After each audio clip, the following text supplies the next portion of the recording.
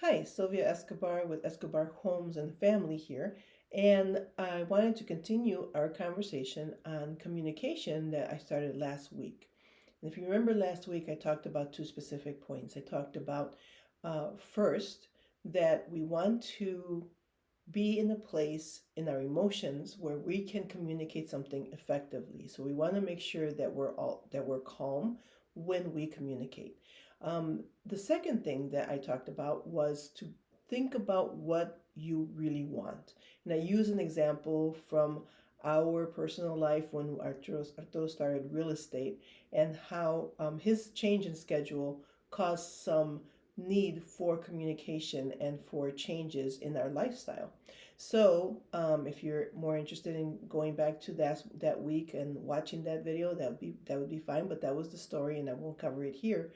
But today I want to talk about three more points on communication. And the first one might seem really obvious. Actually, the two first ones will seem really obvious. The first one is to say what you want. Now, the reason that seems obvious is because, of course, if we have something that we want to communicate, we're going to say it. However, what often happens is that because we don't want to have a fight or because we don't want to have any problems, we use other means of communication. The most common being passive aggressive. And we might be angry and show that we're angry, but we don't really communicate why, or we may be really sad, but we don't communicate really why.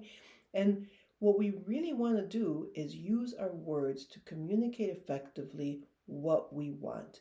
And this way, we eliminate any doubt, we eliminate any confusion, and we're able to say directly what it is that we are needing and what it is that we need to communicate. The second thing is that if one person is speaking, the other person, of course, is listening. Now, that again may seem obvious, but listening is actually an art that needs to be practiced. Our minds are they wander so easily. And so, listening to the person is very important to be able to draw out what the person is really feeling and what the need really is. Oftentimes, when someone is speaking and the other person feels defensive, their mind immediately wanders to an answer to what the person is saying, and either they will interrupt or they will stop listening and just wait for their moment so that they can defend themselves. That is not productive. And so we need to really listen to the person. Now, here's an interesting thing: listening does not mean agreeing. And sometimes we don't want to listen and we do interrupt because we don't want the person to think that we agree with what they're saying. Actually, listening to the person is just being respectful. And we will have our time to speak if we don't agree with what they're saying. But listening is very important and it really shows respect. So we want to be able to listen and then we want to be able to repeat to the person what we understood from what they said. And the reason that's important is because sometimes we draw conclusions based on our own feelings.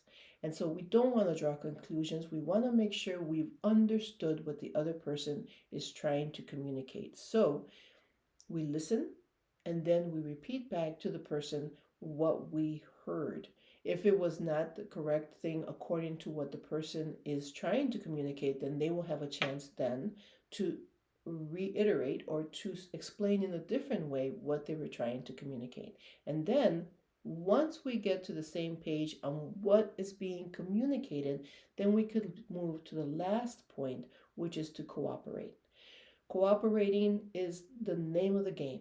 This isn't about me winning or the other person winning. It's about both of us being able to get to a point where we cooperate. Now, in my first example last week, Arturo came to one conclusion, I came to another conclusion. We met in the middle. I changed our dinner time to accommodate a better possibility for him to make it to dinner on time. He communicated to me when he could make it and when he couldn't, and I would adjust our schedule accordingly. And so we were able to meet in the middle. Did I get everything I wanted? No. Did he get everything he wanted? Mm-mm. But we met in the middle. And Once you meet in the middle, the most important thing is that you stick to it. Each one of us does their own part that they agreed to.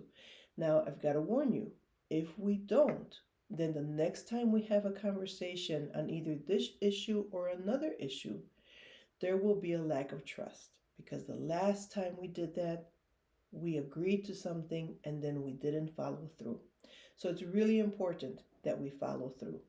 So, those are the 5 points of communication. Again, last week, you can look at last week's newsletter. This week, say what you need to say, listen to what the person is saying, and then cooperate and come to a conclusion where you can both be satisfied with the decision that is made.